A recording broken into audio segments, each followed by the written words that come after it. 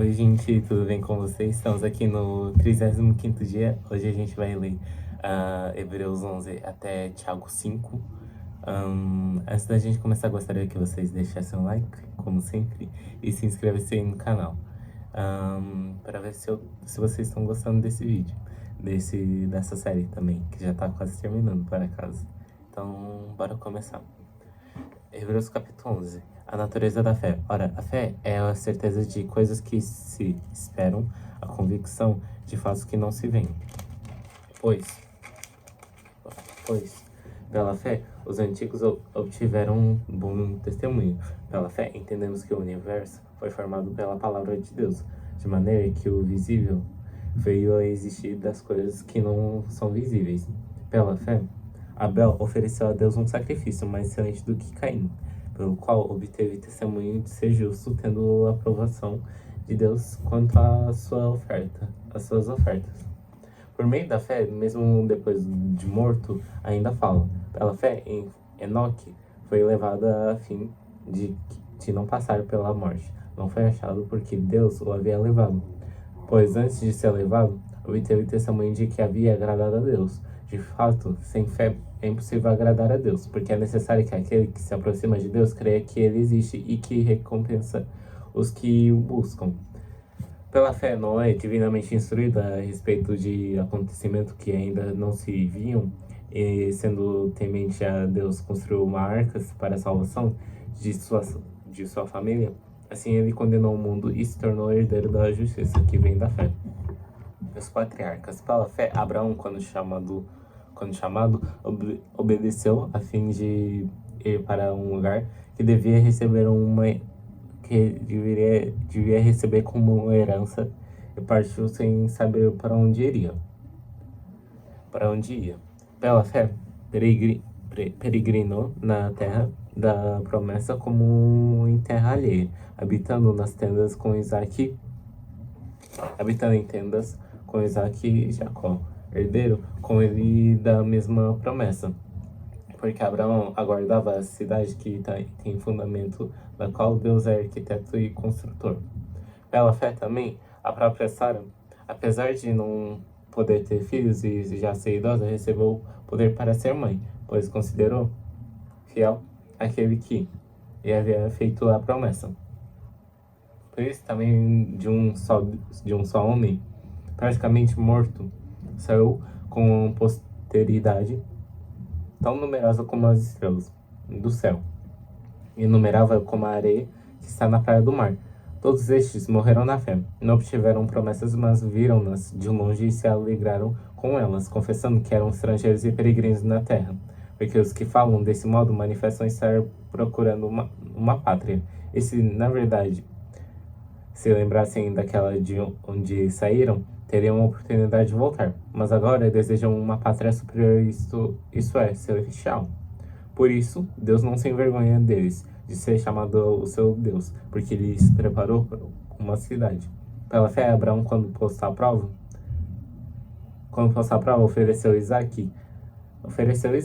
Aquele que acolheu as promessas de Deus estava a ponto de sacrificar seu único filho, do qual havia sido dito: a sua descendência virá por meio de Isaac. Abraão considerou que Deus era poderoso até para ressuscitar Isaac dentre os mortos, de onde também figuradamente o recebeu de volta. Pela fé, igualmente, Isaac abençoou Jacó e Esaú a respeito de coisas que ainda estavam para vir. Pela fé, Jacó, quando estava para morrer, abençoou cada um dos filhos de José e, apoiando sobre extremidade do seu bordão, adorou a Deus. Pela fé, José, próximo do seu fim, fez menção do êxodo dos filhos de Israel, bem como deu ordens a respeito dos seus próprios ossos. Moisés. Pela fé, Moisés, depois de nascer, foi escondido por seus pais durante 3 meses, porque viram que era um bom moço, e não temeram o decreto do rei. Pela fé, Moisés, sendo homem feito, recusou ser chamado filho da filha de Faraó, filho da filha de Faraó, preferindo ser maltratado junto com o povo de Deus a usufruir prazeres transitórios do pecado. Ele entendeu que ser desprezado por causa do Egito, por causa de Cristo, que era uma riqueza maior do que os tesouros do Egito. Ele entendeu que ser desprezado por causa de Deus era uma riqueza maior do que os tesouros do Egito, porque contemplava a recompensa. Pela fé, Moisés abandonou o Egito, não ficando amedrontado com a ira do rei, pois permaneceu firme como quem vê aquele que é invisível. Pela fé, celebrou a Páscoa e o derramamento do sangue, para que o exterminador não tocasse nos primogênitos dos israelitas. Pela fé, os israelitas atravessaram o Mar Vermelho como por terra seca. Quando os egípcios tentaram fazer o mesmo, foram engolidos pelo mar. Pela fé, ruíram as muralhas de Jericó, depois de rodeadas por 7 dias. Pela fé, Raabe, a prostituta, não foi destruída com os obedientes, porque acolheu os espias com paz. E quem mais direi? Certamente me faltará o tempo necessário para falar de Gideão, para Baraque, de Sansão, de Jefté, de Davi, de Samuel e dos profetas, os quais, por meio da fé, conquistaram reinos, praticaram a justiça, obtiveram promessas, fecharam a boca de leões, extinguiam a violência do fogo, escaparam de ser mortos à espada e da fraqueza, tiraram força, fizeram-se poderosos na guerra, puseram em fuga exércitos estrangeiros e puseram em fuga exércitos estrangeiros. Mulheres receberam pela ressurreição os seus mortos. Alguns foram torturados, não aceitando o seu resgate para obter superior ressurreição. Outros, por sua vez, passaram pela prova de zombarias e açoites, até de algemas e prisões. Foram apedrejados,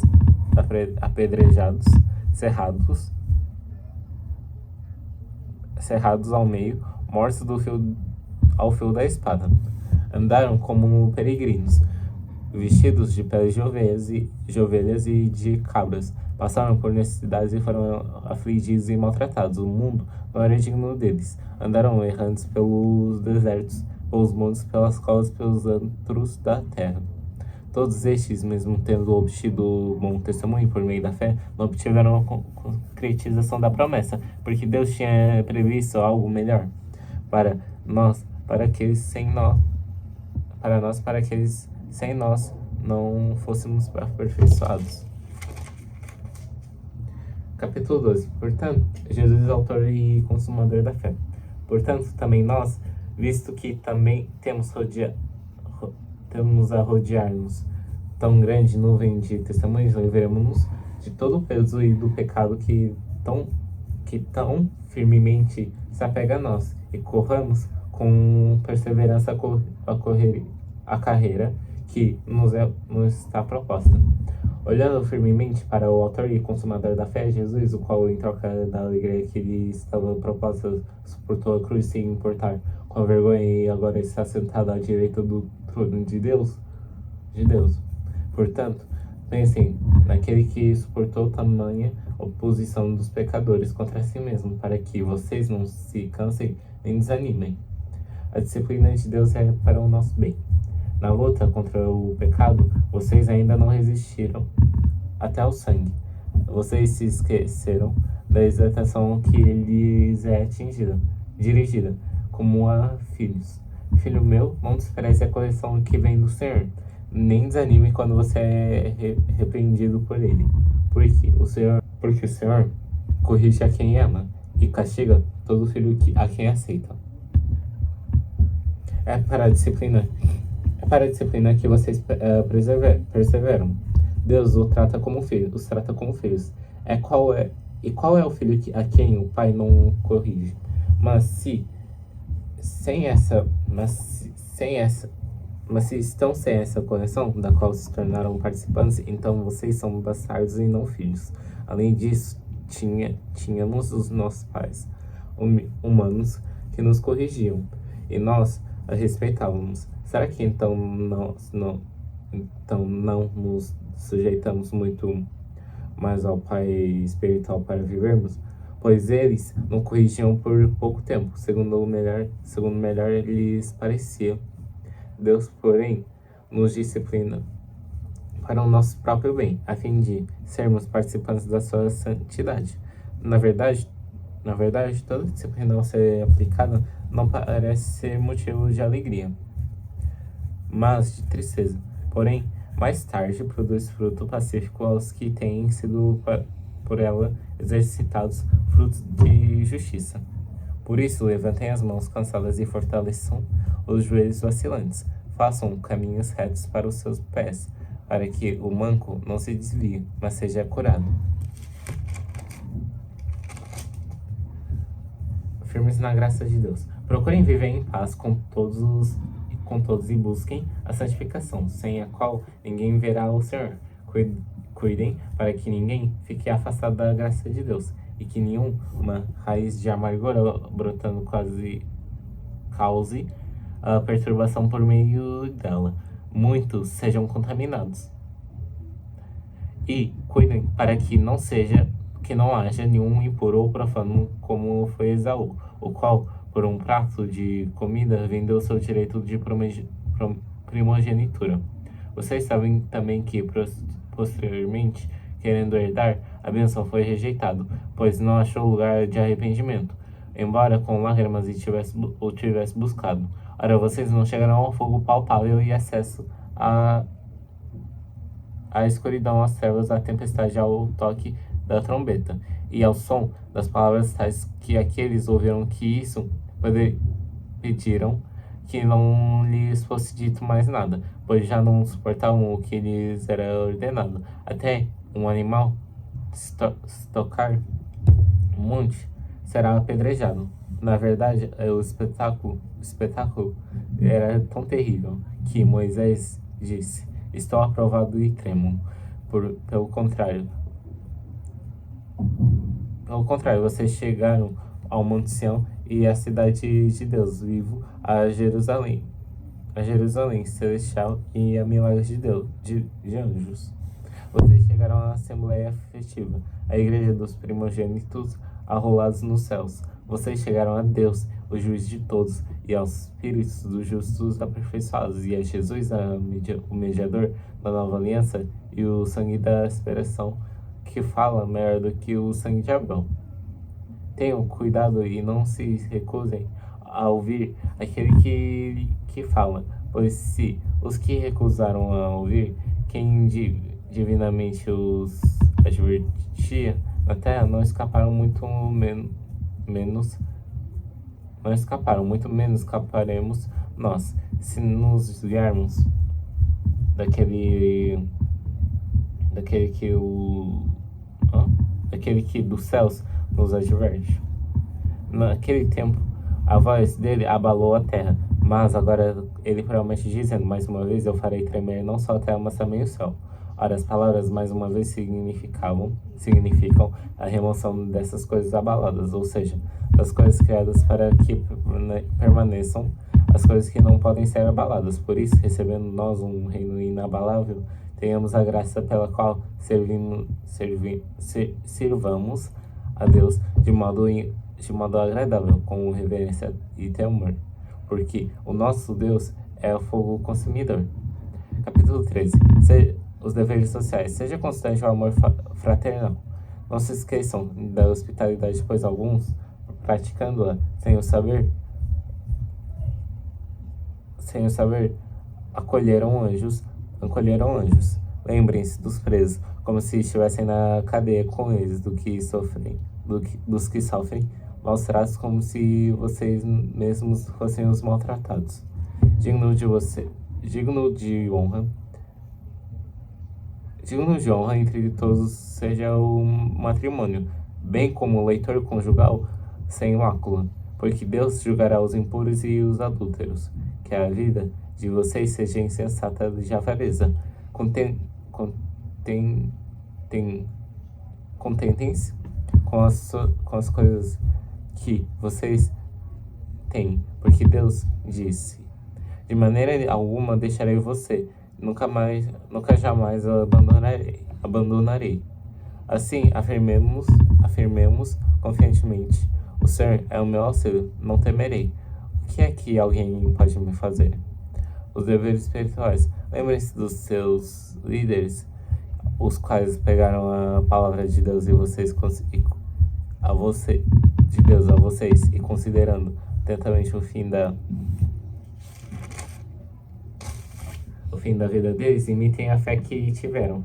Jesus Cristo é o mesmo ontem, hoje e para sempre. Não se deixem levar por doutrinas diferentes e estranhas, porque o que vale é ter o coração confirmado com a graça.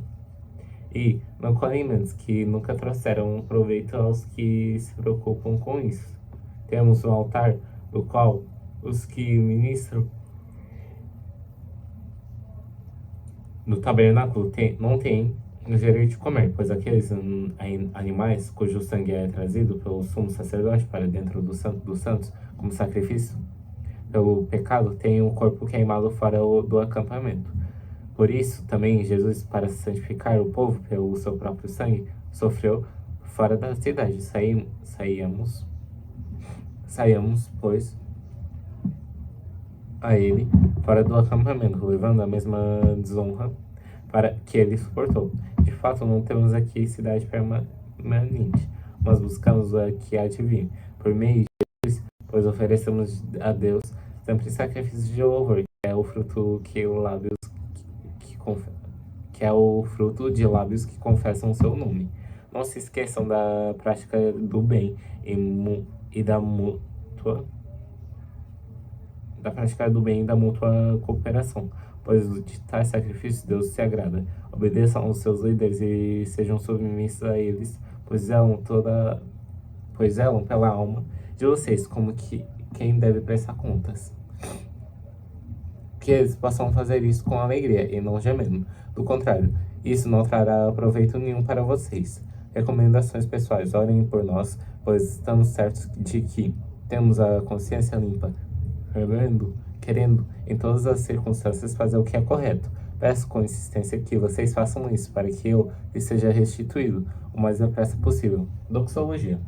Ora, o Deus da paz, que tornou a trazer dentre os mortos e o nosso Senhor Jesus, o grande pastor das ovelhas, pelo sangue da eterna aliança, aperfeiçoe vocês em todo o bem, para que possam fazer a vontade dele, que ele opere em nós o que é agradável diante dele, por meio de Jesus Cristo, a quem seja a glória para todo sempre. Amém. Saudações, irmãos. Peço que escutem com paciência essa palavra de exortação, porque na verdade escrevi de forma bem resumida. Saibam que o irmão Timóteo foi posto em liberdade. Se ele vier logo, irei vê-los na companhia dele. Saudem todos os seus líderes, bem como todos os santos, e os da Itália mandam saudações. Bênção. A graça esteja com vocês, com todos vocês. Tiago 1. A prefácio e saudação. Tiago, servo de Deus e do Senhor Jesus Cristo, às 12 tribos que se encontrou na diáspora. Saudações. Os benefícios das provações. Meus irmãos, tenham por motivo de grande alegria o fato de passarem por várias provações, sabendo que a provação da fé que vocês têm produz perseverança. Ora, a perseverança deve ter ação completa, para que vocês sejam perfeitos e íntegros, sem que lhes falte nada. Como obter a sabedoria? Se, porém, algum de vocês necessita de sabedoria, peça a Deus, que a todos dá com generosidade e sem reprovações, e ela será concedida. Peça, porém, com fé, e nada duvidando, pois o que duvida é semelhante à onda do mar, impelida e agitada pelo vento. Que uma pessoa dessa não pense que alcançará do Senhor alguma coisa, sendo indecisa e inconstante em todos os seus caminhos. pobreza e riqueza. O irmão de condição humilde glorie-se na sua exaltação, e o rico na sua humilhação, porque ele passará como a flor do campo, porque o sol se levanta com o seu calor ardente. A planta seca a sua flor e a formosura do seu aspecto desaparece. Assim também o rico murchará em seus caminhos. Aprovação e tentação. Bem-aventurado é aquele que suporta a perseverança e a aprovação, porque depois de ter sido aprovado, receberá a coroa da vida, a qual o Senhor prometeu aos que o amam. Ninguém, ao ser tentado, sou tentado por Deus, porque Deus não pode ser tentado pelo mal, e ele mesmo não tenta ninguém. Ao contrário, cada um é tentado pela sua própria cobiça, quando está o atrai e seduz. Então, a cobiça, depois de haver concebido, dá à luz o pecado. E o pecado, uma vez consumado, gera a morte. Não se engane, meus amados irmãos. Toda boa dádiva e todo dom perfeito vem lá do alto, descendo ao Pai das luzes, em quem não pode existir variação nem ou sombra de mudança. Pois, segundo o seu querer, ele nos gerou pela palavra da verdade, para que fôssemos como que primícias das suas criaturas. A prática da palavra de Deus. Vocês sabem essas coisas, meus amados irmãos. Cada um esteja pronto para ouvir, mas seja tardio para falar e tardio para ficar irado, porque a ira humana não produz a justiça de Deus. Portanto, deixando toda a impureza e acúmulo de maldade, acolham com mansidão a palavra implantada em vocês, a qual é poderosa. Sejam praticantes da palavra e não somente ouvintes, enganando a vocês mesmos. Porque se alguém é ouvinte da palavra e não praticante, assemelha-se àquele que contempla o seu rosto natural no espelho, pois contempla a si mesmo, se retira e logo esquece como era a sua aparência. Mas aquele que atenta bem para a lei a lei perfeita, a lei da liberdade, e nela persevera, não sendo ouvinte que logo esquece, mas operoso praticante, esse será bem-aventurado no que realizar. Se alguém supõe ser religioso, mas não refreia a sua língua, está enganando a si mesmo. A sua religião é vã. A sua religião pura e sem mácula para com o nosso Deus e Pai é essa: visitar os órfãos e viúvas nas suas aflições e guardar-se incontaminado do mundo. Capítulo 2. Não deve haver parcialidade. Meus irmãos, vocês não podem ter fé em nosso Senhor Jesus Cristo, o Senhor da Glória, ao mesmo tempo tratar as pessoas com parcialidade. Porque se entrarem na sinagoga de vocês um homem com anéis de ouro nos dedos, vestindo roupa luxuosa, e entrar também um pobre muito mal vestido, e vocês derem um tratamento especial ao que está vestido de roupa luxuosa, dizendo: você sente-se aqui no lugar de honra, e disserem ao pobre: você fique em pé, ou sente-se ali, abaixo do estrado dos meus pés, será que vocês não estarão fazendo distinção entre vocês mesmos e julgando as pessoas com critérios errados? Escutem, meus amados irmãos, por acaso Deus não escolheu os que para o mundo são pobres, para serem ricos em fé e herdeiros do reino que ele prometeu aos que o amam? No entanto, vocês desprezam os pobres. Por acaso não são os ricos que oprimem vocês e não são eles que os arrastam para os tribunais? Não são eles os que blasfemam o bom nome que foi invocado sobre vocês? Se vocês de fato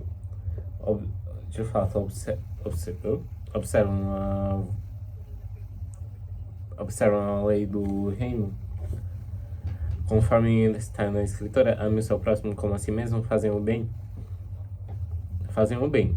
Se, no entanto, vocês tratam as pessoas com parcialidade, cometem pecados, sendo condenados pela lei dos transgressores. Pois quem guarda toda a lei mas tropeça em um só ponto, se torna culpado de todos, porque aquele que disse, não cometa adultério também ordenou, não mate. Ora, se você não comete adultério, porém mata, acaba sendo transgressor da lei. Assim, falem e vivam como pessoas que serão julgadas pela lei da liberdade, porque o juiz é sem misericórdia sobre quem não usou de misericórdia. A misericórdia triunfa sobre o juízo. A fé sem obras é morta. Meus irmãos, qual é o proveito se alguém disser que tem fé, mas não tiver obras? Será que essa fé pode salvá-lo?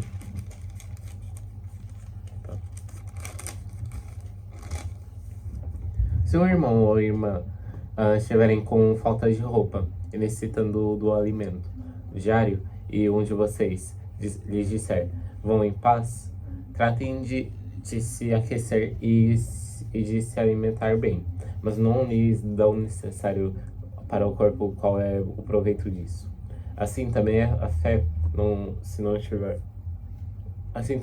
não tiver obras por si só, está morta. Mas alguém dirá, você tem fé e eu tenho obras. Mostre-me essa sua fé sem as obras, e eu, com as obras, lhe mostrarei a minha fé. Você crê que Deus é um só?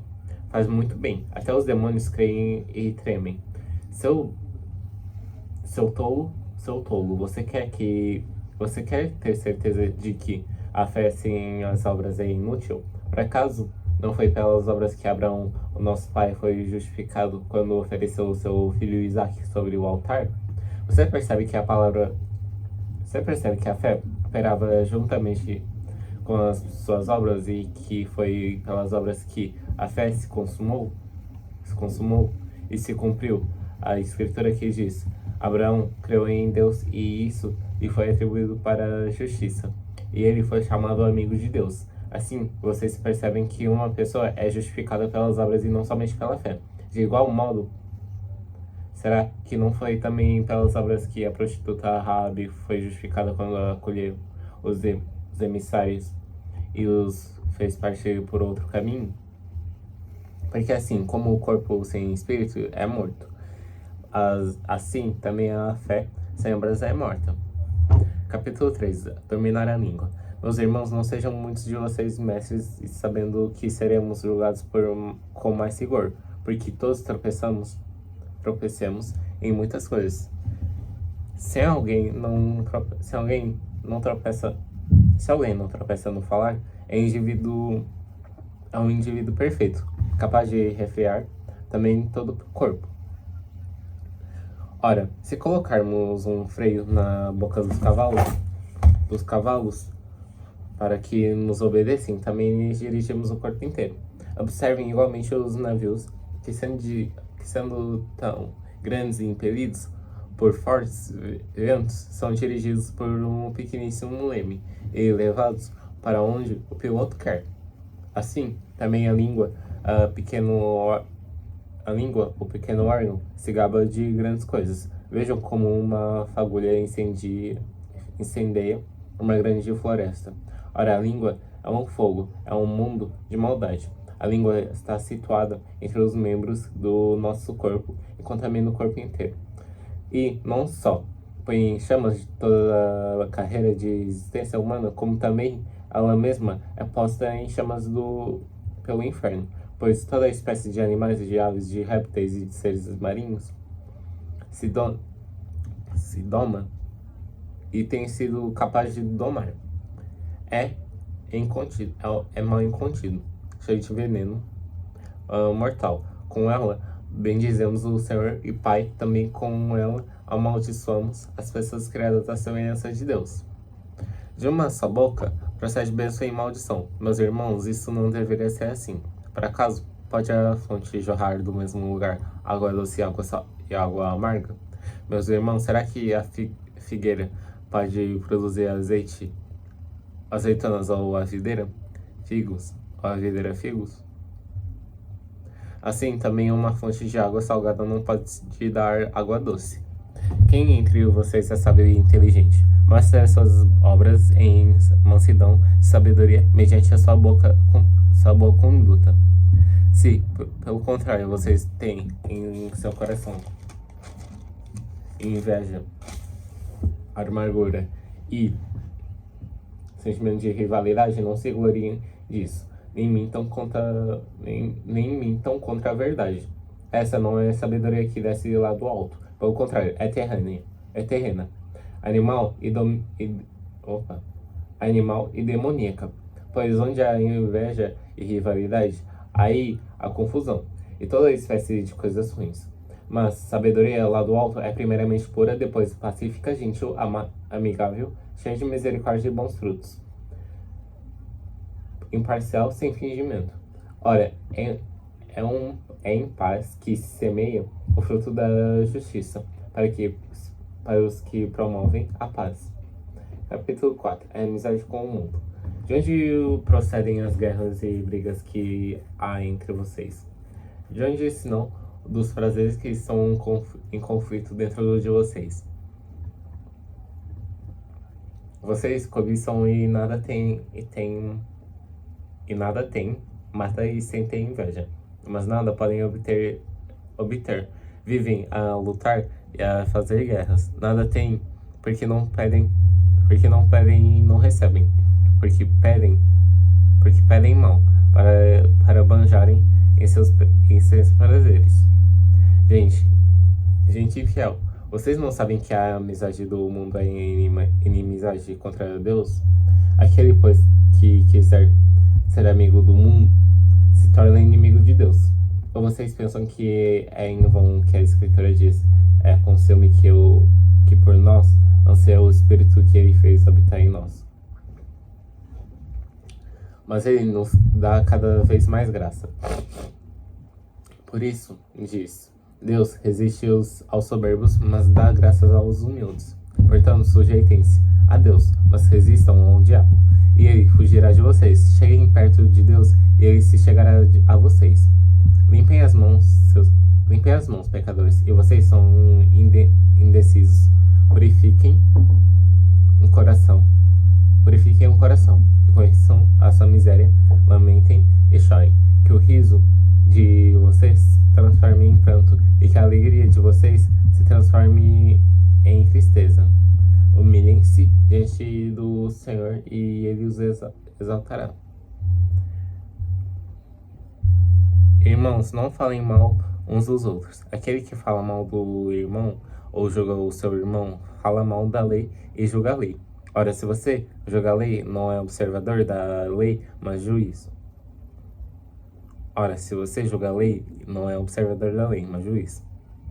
Um só legislador e juiz, aquele que pode salvar e fazer perecer.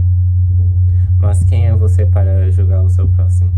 Escutem agora a incerteza da vida.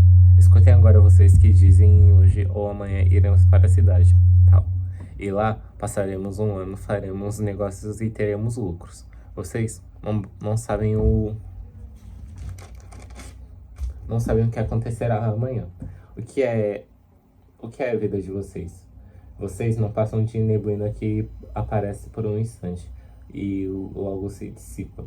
Em vez disso, deverão dizer, se Deus quiser, nós só viveremos, como também faremos isso ou aquilo. Agora, entretanto, vocês se orgulham das suas arrogantes pretensões. Todo orgulho semelhante a esse é mau. Portanto, aquele que sabe que deve fazer o bem e não faz, nisso está pecando. Capítulo 5.